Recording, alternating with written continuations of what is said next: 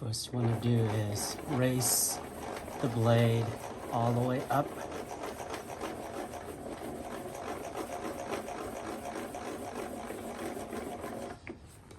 Unlock it, remove these,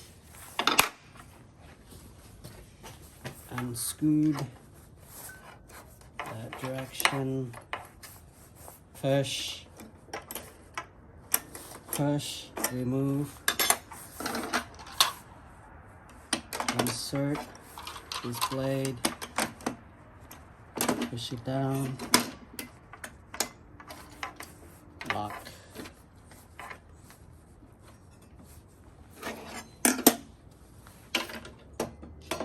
Put this in the back, lock it, that's it. Easy.